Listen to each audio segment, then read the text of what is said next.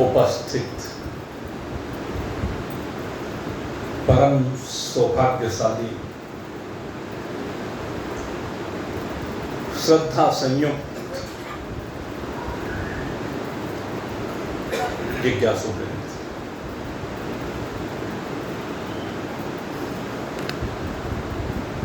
आपके सम्मुख भगवान शंकराचार्य जी के द्वारा रचित ये चरपट पंजरिका अर्थात भज गोविंद के माध्यम से वैराग्य की पराकाष्ठा का वर्णन किया जा रहा है। इस वैराग्य से होगा क्या?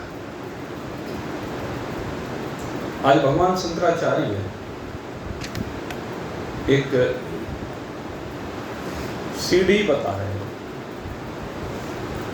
कि मैं जो तुम्हें ये वैराग्य का उपदेश दे रहा हूं, इससे क्या होने वाला है। सत्संगत्वे शिष संगत्वम्, सत्संगत्वे शिष संगत्वम्, निस्संगत्वे निर्मोहत्वम्, निस्संगत्वे निर्मोहत्वम्, निर्मोहत्वे जीवन मुक्ति, निर्मोहत्वे जीवन मुक्ति, निर्मोहत्वे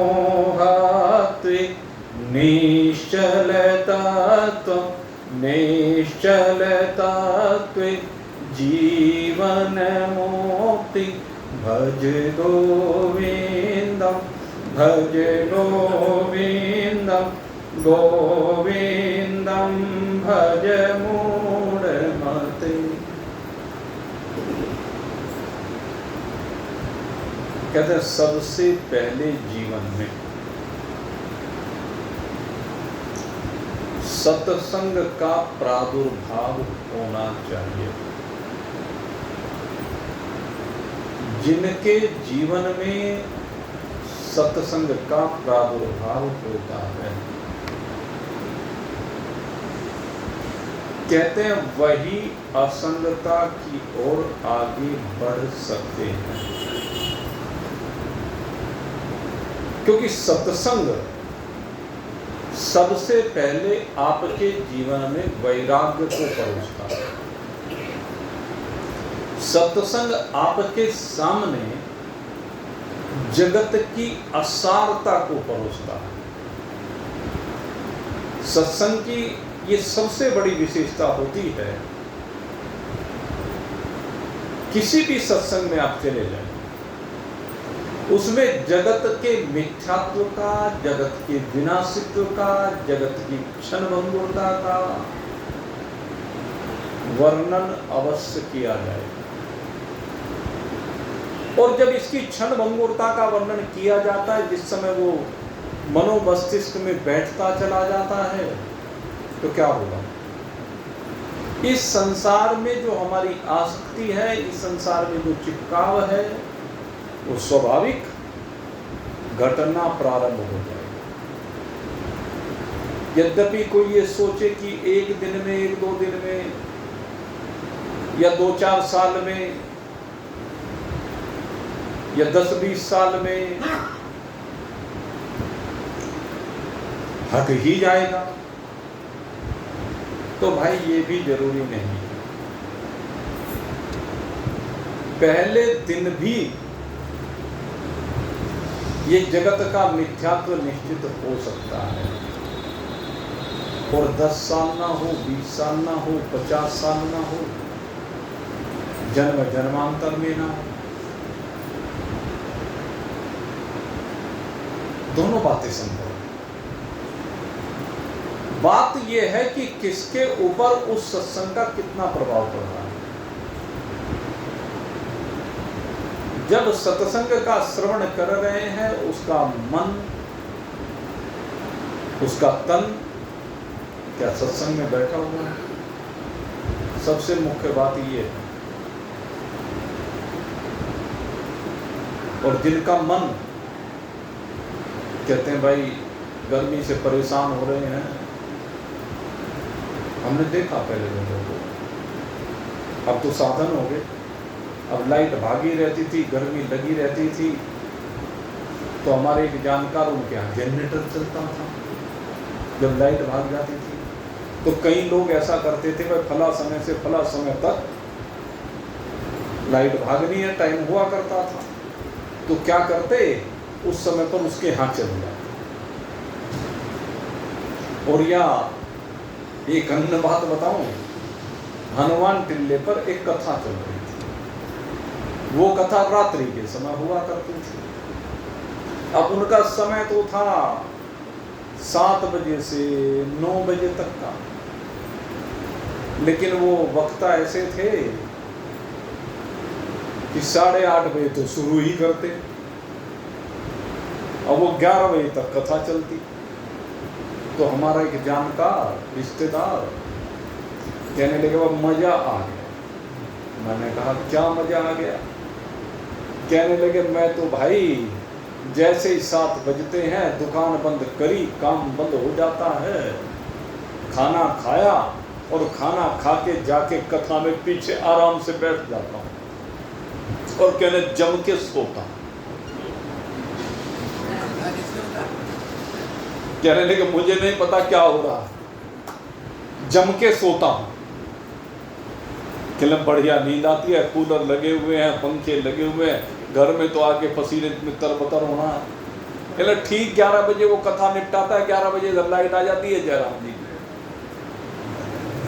कहने प्रसाद खाने को अलग से मिलता है। कितना बढ़िया काम। तो जिनका काम इस तरह का है तो वही बात है।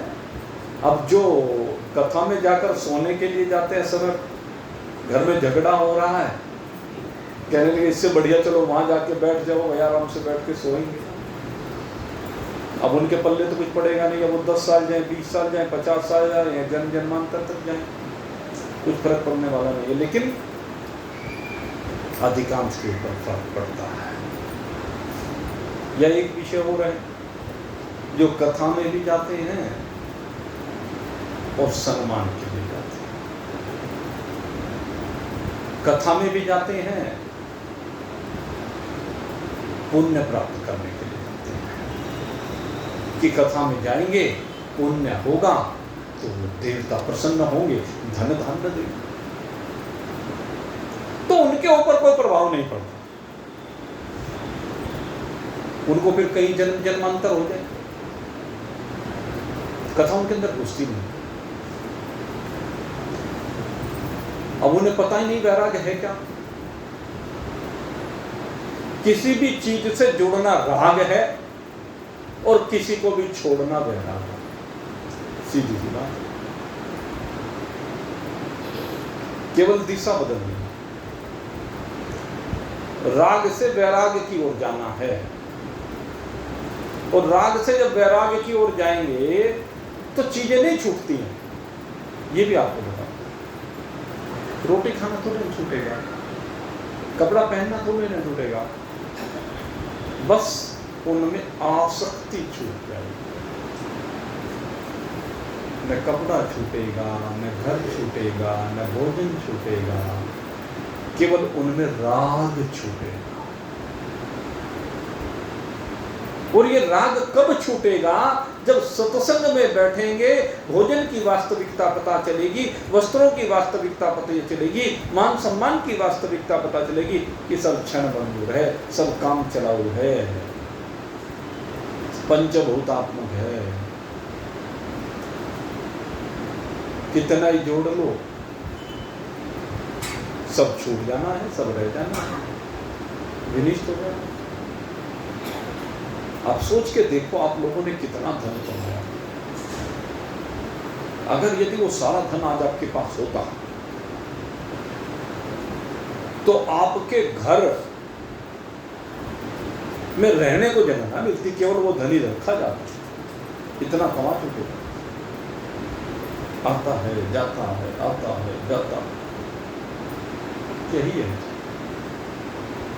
आना और जाना लगा हुआ है। जिनके प्रति राग है उन सबका जाना निश्चित है। जब वो आया है तो जाएगा भी।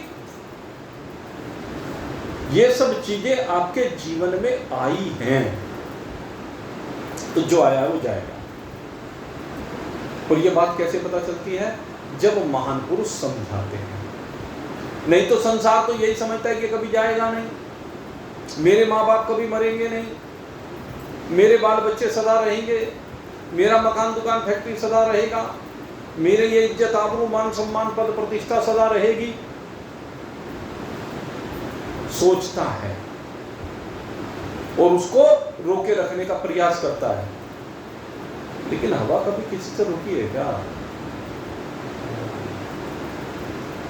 कितना ही प्रयास कर लो, बहता हुआ जल, कितना ही प्रयास कर लो, कितने बांध बना लो, अगर उसे बाहर निकालोगे नहीं तो रुक नहीं सकते। निकालना तो पड़ेगा, वो जाएगा जरूर। इसलिए मेरे मित्रों, सत्संग समझाता है कि जब जाना ही है तो फिर जो उचित समय आ रहा है जाने दो उसको, उसमें परेशान क्यों होते हो? अगर वो बीमारी के माध्यम से जाना लिखा है तो जाने दो, वो मुकदमे में जाना लिखा है तो जाने दो, वो कथा में जाने के लिए लिखा है तो कथा में जाने दो, भंडारे में जाने के लिए लिखा है तो जाने दो। किसी में भी कोई गिरा सकता है, कहीं जाए। आपका तो बीच में कमीशन है, दलाली है, दलाली तो है। उस दलाली से रोटी खाते हो, कपड़े पहनते हो, यही है खेल।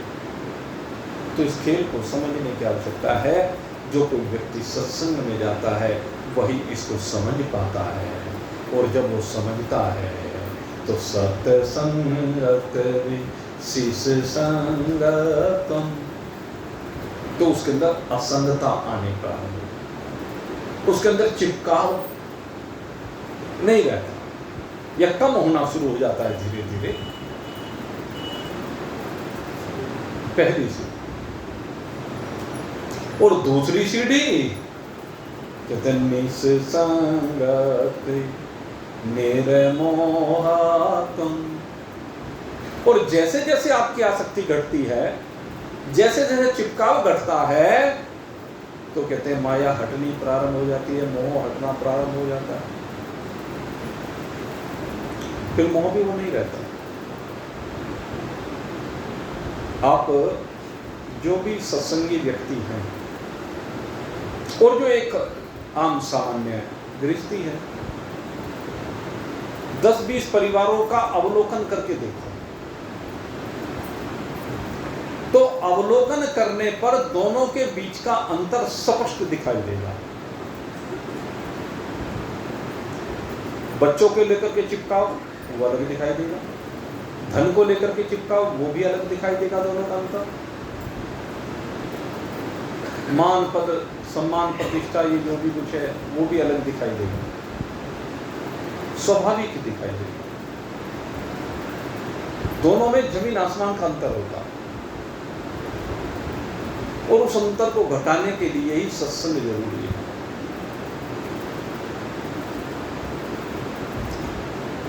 सत्संग से ही ये मोह में कमी आ सकती है। और निर्मोह निश्चलता तुम, कहते हैं जिसका ये मोह हटता है, माया हटती है, माया हटने पर संसार का स्वरूप सही सामने आ जाता है कि ये सब पंचभूतात्मक है, मरीचि जल की भांति है, सश्रृंग है, आकाश की नीलता की भांति है, प्रतीति मात्र। 10 ये सब प्रतीति मात्र है और इनमें रहने वाला तत्व वो अचल है, जिसमें भाषित हो रहा है वो अचल है, उसमें कोई परिवर्तन नहीं, वो अपरिवर्तित तत्व अजर है, अमर है, अविनाशी है, निश्चल तत्व, परमात्मा तत्व, अपना आत्मा। ये अविनाशी है, अचल है, असंग है, ये सबसे अनोखा तत्व है। निर्मोहत्वे निश्चलतत्वम्, इस मोह के हटने पर ही, इस माया के पर्दे के हटने पर ही उस निश्चल तत्व में हमारी आस्था होती है, उसमें टिकाव होता है। और जिसका उस निश्चल तत्व में टिकाव हो जाता है, निश्चल तत्वे जीवन मुक्त, निश्चल तत्व में जो विराजमान होता है वही जीवन मुक्त होता है। तो भगवान शंकराचार्य ने सीधी सी प्रक्रिया बता दी। इसलिए कहते हैं कि उस निश्चल तत्व में स्थित होने के लिए आप मोह की सीमा से बाहर निकलें, असंगता में आए, सत्संग को करें। सत्संग ऐसी विधा है जो सारे चिपकाव को खत्म कर देता है। अन्य कोई दूसरा तरीका नहीं। नान्य पंथो विद्यते अयना, यहां पर इसके अतिरिक्त कोई दूसरा तरीका है ही नहीं। इसलिए क्या करें? भज गोविंदम भज गोविंदम गोविंदम भज।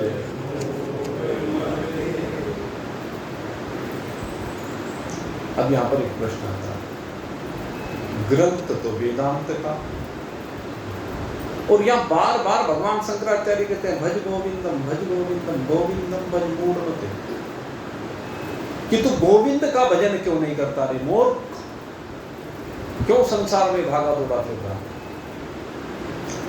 तो यहां पर इन 31 मंत्रों में मैंने भज गोविंदम को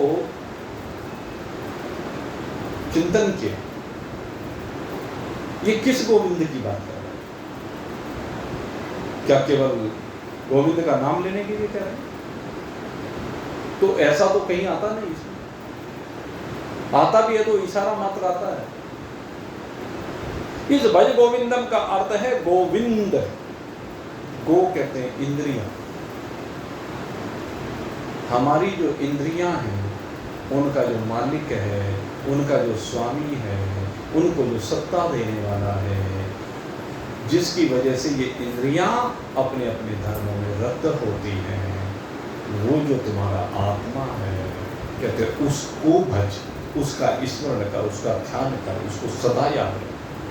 ध्यान करने का मतलब सदा ध्यान रख, उसको सदा याद रख कि मैं देह नहीं हूं, मैं इंद्रियां नहीं हूं, मैं तो आत्मा हूं, मैं आत्मा हूं, मैं आत्मा हूं। बारंबार इस बात का चिंतन कर कि मैं आत्मा हूं, अहम आत्मा, अहम आत्मा, अहम आत्मा।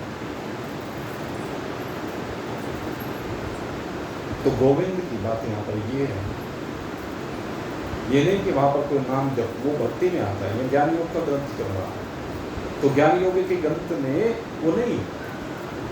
आपको अभी विचार सागर में बताया था, कर्म और उपासना से नहीं, मुक्ति का हेतु केवल ज्ञान, और वो ज्ञान यही है। गोविंद कौन सा है? जो सबकी इंद्रियों का स्वामी है, जो सबकी इंद्रियों को शक्ति दे रहा है, जिसकी शक्ति से ये इंद्रियां अपने अपने कर्मों में, अपने अपने धर्मों में लिप्त है। इंद्रियां जिसको नहीं जानती, जो इंद्रियों को जानता है। इंद्रियां जिसकी वजह से समस्त क्रियाओं को करती है, विषय का ग्रहण करती है, वो गोविंद है। तो इस गोविंद की बात की है,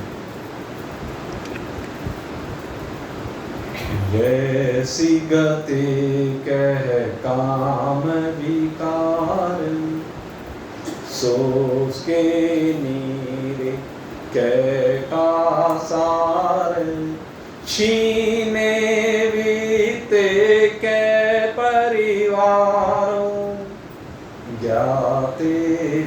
रत के संसार भज गोविंदम भज गोविंदम भज मूढ़मति। यहां पर 3 उदाहरण दिए गए समझाने के लिए। कहा ना कि जब निश्चल तत्व में विराजमानता होती है तो जीवन मुक्ति आ जाती है, फिर देह रहता ही नहीं है। कैसे नहीं रहता थे? तो भगवान शंकराचार्य समझा रहे हैं वैसी गति कह काम होता है। कहते हैं जब शरीर की जवानी चली जाए,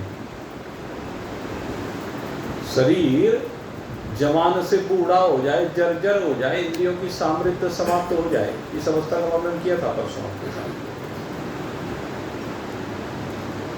तो कहते हैं उस समय कौन सी कामनाएं उसकी रह जाएंगी जिनकी वो शरीर के माध्यम से पूर्ति करेगा।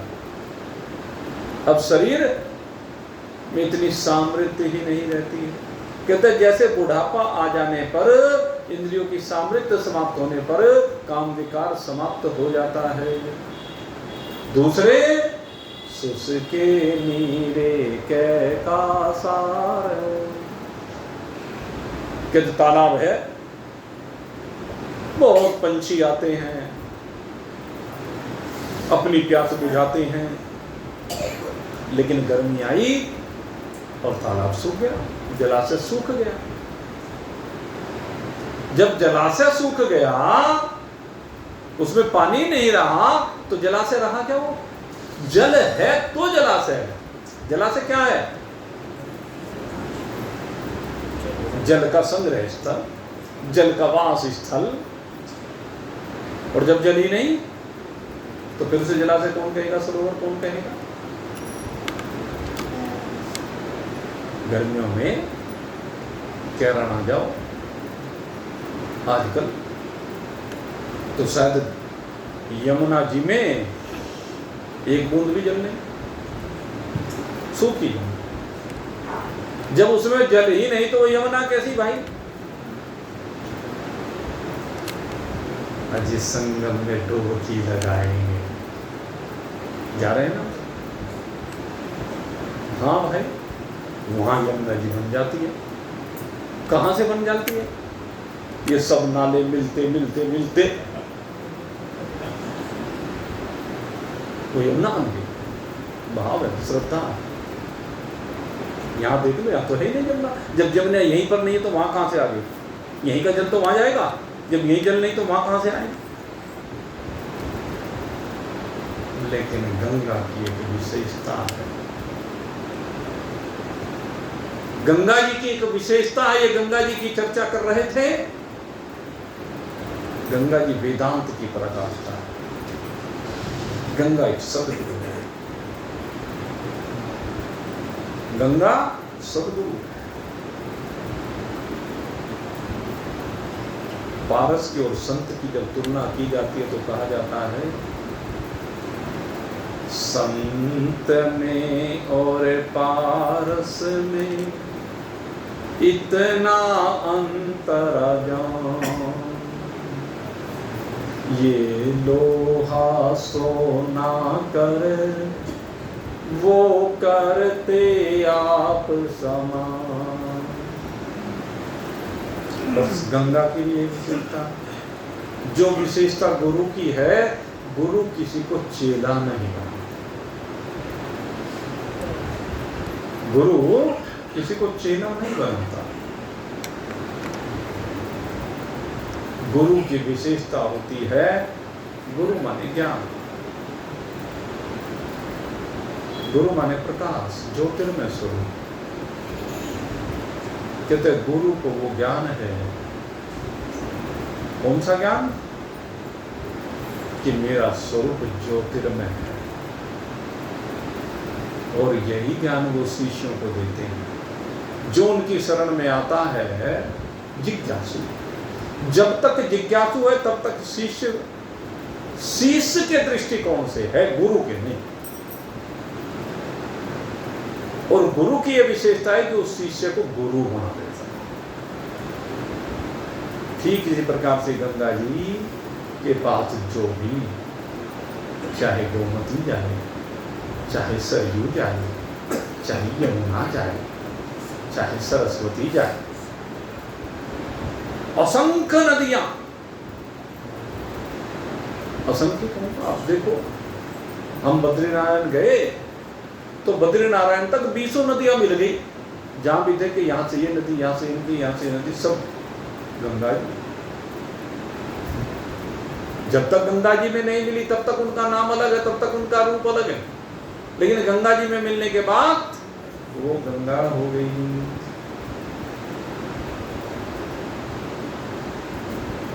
गोमती भी गंगा जी में मिल गई। ये सरयू भी गंगा जी में मिल गई। सरयू को घाघरा भी कहते हैं, आपको बताएं। अयोध्या में सरयू बोली जाती है, ऊपर से घाघरा, दो नाम है। यमुना भी जाकर के प्रयाग में गंगा जी में ही मिल गई। यमुना ने अपना नाम खो दिया, अपना रूप खो दिया, आगे क्या रह गई? गंगा। बस यही बात है, जो भी गुरु की शरण में आता है वो भी आगे गुरु ही बन जाता है। गुरु माने ज्ञान, गुरु माने आत्मा, गुरु माने परमात्मा, यही हो जाता है। तो भेद समाप्त हो जाता है। गुरु का काम यही है, यही है वो निश्चल तत्व, यही है वो अखंड तत्व। वैसी गति के काम विकार, सोच के नीरे कै का सार, छीने बीते के परिवार। 3 उदाहरण दिए। जैसे जवानी के रहन चले जाने पर, बुढ़ापे के आ जाने पर कामनाएं समाप्त हो जाती हैं। जल के समाप्त हो जाने पर जलाशय समाप्त हो जाता है। और अगर यदि धन नहीं रहता है तो जो आगे पीछे घूमने वाला परिवार था कहता समाप्त हो जाता है। गरीबी में सब साथ छोड़ देते हैं। इस बात को सब जानते हैं, क्योंकि सबके अपने अनुभव हैं। गरीबी में, दरिद्रता में, अभाव में किसी के कोई बिरला काम आता है, अन्यथा वो परिवार जो आगे पीछे फिरा करता था, वाल्मीकि, रत्नाकर,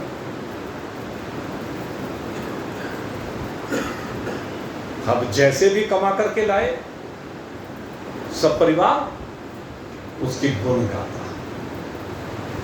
कैसे ला रहा है इस बात से कोई संबंध नहीं। घर में माल आ रहा है, घर में खाने को आ रहा है, पहनने को आ रहा है, घर बढ़िया बन रहा है, आलीशान घर बन गया, टाइलें लग गई, पत्थर लग गए, टैंक रखा गया, फ्रिज आ गया, एसी आ गया, ये आ गया, वो आ गया, फलाना अलाना फलाना ठिकाना जो भी कहो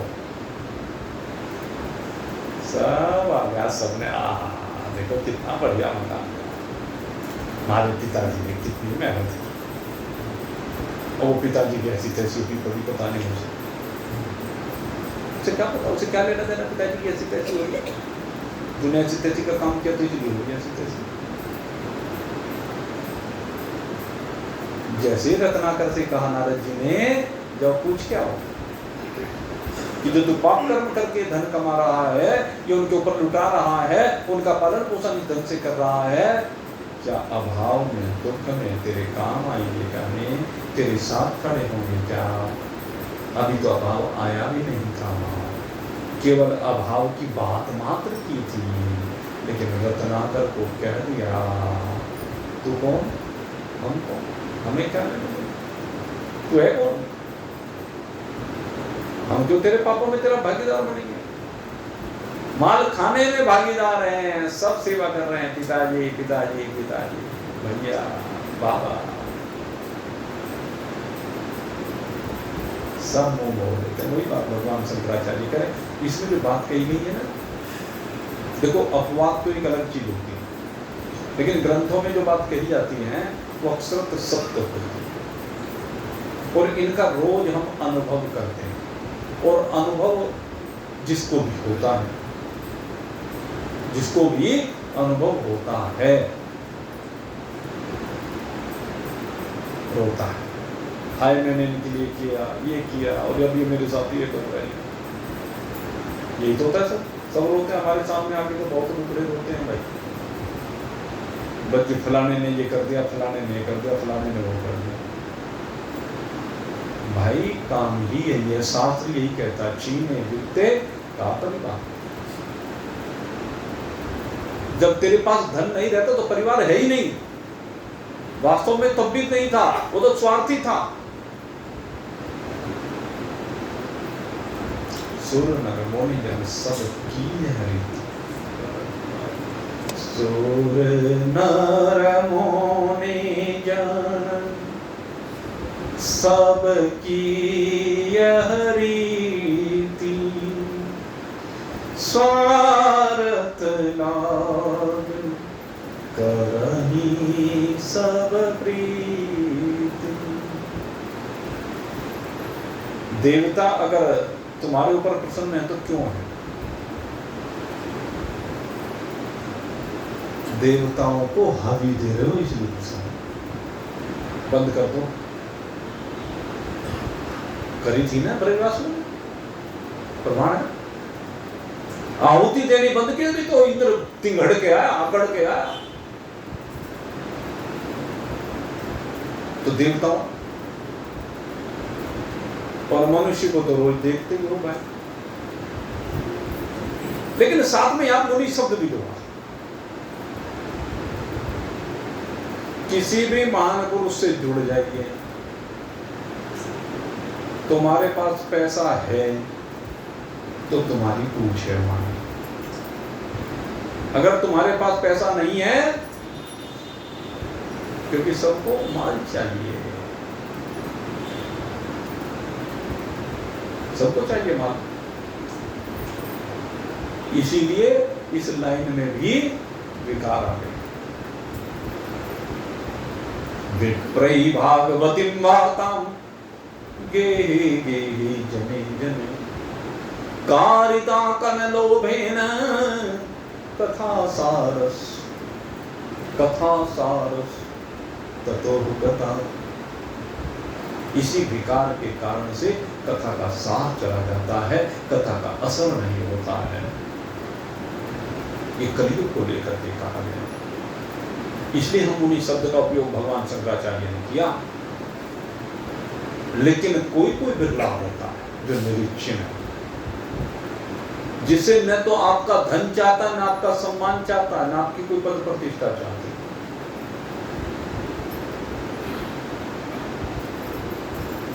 कहते हैं उसका कोई स्वार्थ नहीं, उसकी कोई चाहत नहीं।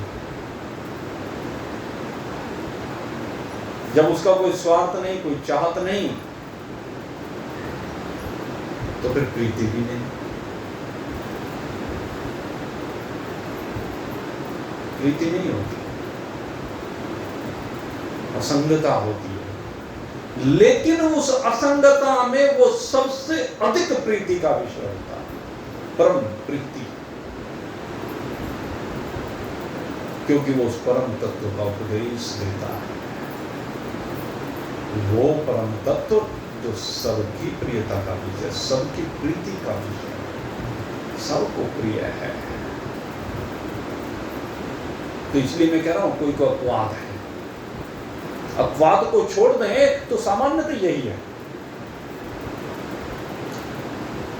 लेकिन चक्कर तो संसार का भी है। ऐसे महान पुरुषों के पास भी जाएंगे तो सम्मान के लिए जाएंगे। ऐसे महान पुरुषों के पास भी कोई जाए, अजी महाराज जी हमारा सम्मान करें, महाराज जी हमारी बात को पानी दें, हम महाराज जी के लिए इतना सब कुछ करते हैं और वे जरा सी देर में इंसल्ट कर देते हैं, कुछ ही कह देते हैं। अरे मेरे मित्र, यही तो आभूषण है। जो कुछ कहा जाता है अपने को कहा जाता है। अगर कुछ भी कहा जाता है, खरी खरी कही जाती है, तो अपने को कह सकते हैं, दूसरे को नहीं कहा जाता।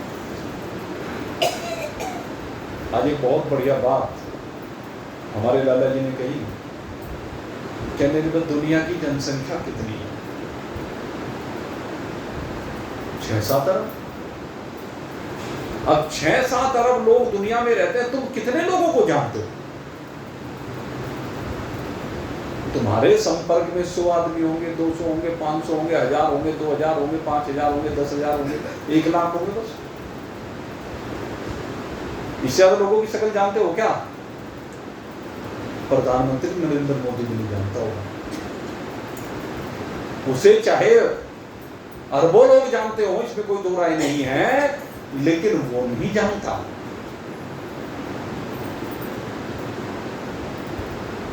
1 लाख लोगों को नहीं जान सकता, और मैं कहूं चलो जानता भी हो।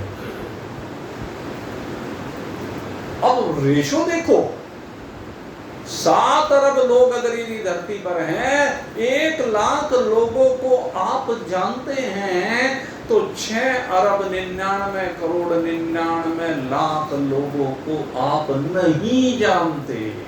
उनके साथ आपका कोई संग नहीं है, उनसे आप बिल्कुल असंग हो कि नहीं? आपका संग 1 लाख से है। अब इन 1 लाख से पिंड छुटाना है। पिंड 1 लाख से छुटाइए। जब आप 6 अरब 99 करोड़ 99 लाख से पिंड छुटा सकते हो, तो 1 लाख से क्यों नहीं छुटा? अब तो रही कितना सा काम गया, सोचो। 1 अरब का 1%, 1 अरब का 1% कितना होता है? 1 करोड़। तो 1 अरब का 1 लाख कितना हो गया? 0.01%। 0.01%। और 7 अरब का और 7 से डिवाइड कर दो, 0.001 कह लो, या कुछ और जो भी कहो। 0.00 के बाद और जो भी लगाना चाहो आप,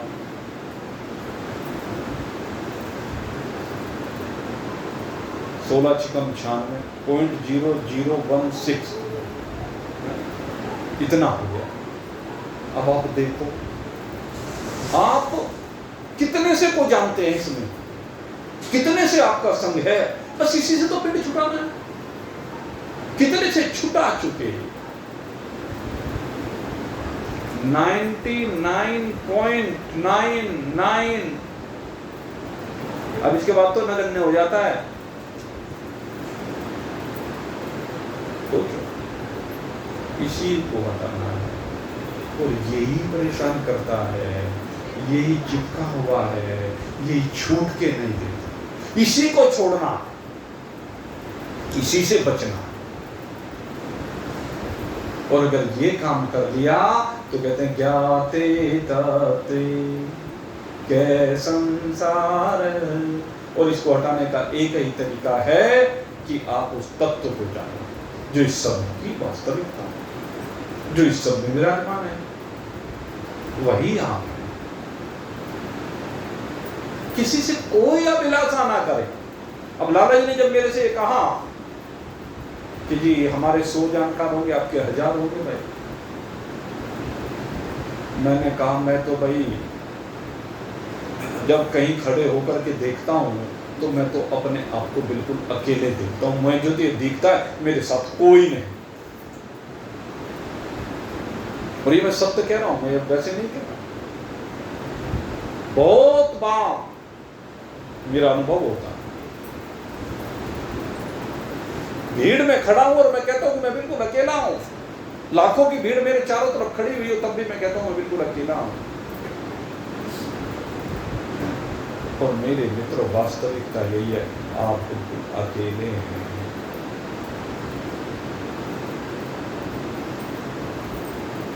कोई नहीं है आपका साथ, आपका कोई साथी नहीं, केवल एक आपका आत्मा ही आपका सच्चा साथी। सच्चा साथी अविनाशी है, घट घट का एक निवासी है। गए हाथ थमा निज साजन को, मरने जीने का ना बन सोगी। अब अपने वतन को चले योगी, अब अपने वतन को चले योगी। अपने वतन को चले। माँ गुरु धन जन यौवन गर्वम, हर तिनि में सत काल सर्वम। मायामयमिदमखिलं बुद्ध्वा ब्रह्मपदं त्वं प्रविशविदित्वा। भज गोविन्दं भज गोविन्दं, गोविन्दं भज मो। अरे इन संसार के साथियों पर क्या भरोसा करता है? तेरे धन पर, तेरे इशारों पर जो चलने वाले, तेरे बच्चे, तेरी पत्नी, तेरा पति, जो सब तेरे इशारों पर चलते हैं। अच्छा, बच्चा चलता है कि नहीं इशारों पे? बचपन में देखो और बुढ़ापे में, बुढ़ापे में इशारा ही करता है बस और वहीं चुप हो जाता है। उल्टा हो जाएगा। जब आप जवान हैं, वो बालक हैं, तो आप इशारा करते हैं, वो वहीं चुप हो जाता है, आपके इशारों पर चलता है। जब बुढ़ापा आता है तो वो इशारा करता है और आप चुप हो जाते हैं। यही होता है, ये अंतर है। तो कहते हैं कहानी के चक्कर में पड़े हो, किसी अपना मान रहे हो। हरते निमेषात काल है सर्वम, निमेष मात्र में काल सबका हरण कर जाने वाला है, सबको नष्ट कर देने वाला है। माया मायामयमिदमखिलं बुद्ध्वा, ये सारा का सारा माया का खेल है, केवल माया ही है। इसलिए माया से बाहर निकल करके उस निश्चल तत्व में आओ। ब्रह्मपदं त्वं प्रविशविदित्वा, उस ज्ञान को प्राप्त करो जिसमें प्रवेश करने के बाद फिर और कुछ नहीं रहता, वो अकेला मात्र रह जाता है, फिर और कुछ नहीं रहता। क्या नहीं रहता? दिन यामिन्यो सायं प्रातः, शिशिर वसंत पुनरायात। कालः क्रीडत गच्छत आयु, तदपि न मुञ्चत आशा पायु। भज गोविन्दं भज गोविन्दं, गोविन्दं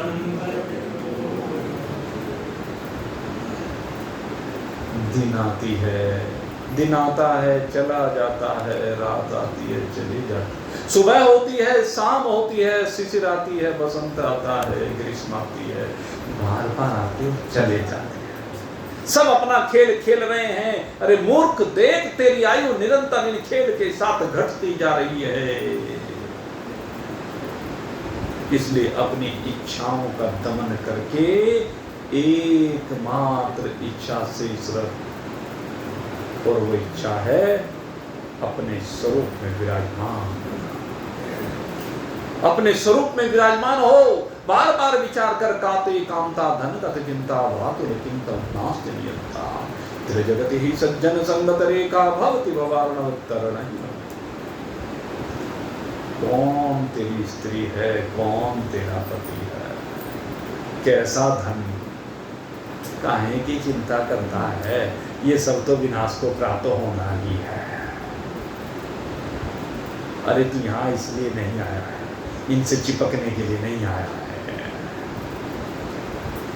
जरा उस नियामक को देख, उस विधाता को देख,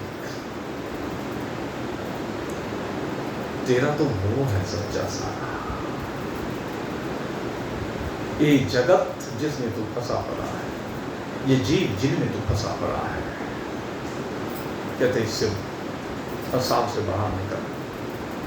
और इस फंसाव से बाहर निकलने की एक ही मौका है, ये जो भव का सागर है ना, इससे निकलने की एक, त्रिजगत सज्जन संगति रेखा।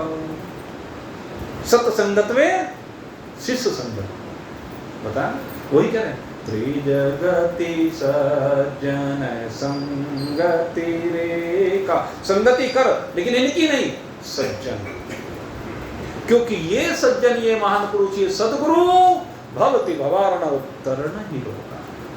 भवति भवार्णव तरण ही नौका, भज गोविंदम भज गोविंदम, गोविंदम भज मूढ़मते। अरे मित्र, गोविंद को भज, और गोविंद को भज करके आनंद मना। तो भाई गोविंद को भजो और आनंद मनाओ। आप सबके लिए बहुत बहुत शुभकामना करते हुए यहीं पर अब आज कथा को विश्राम दे रहे हैं। बोलिए सच्चिदानंद भगवान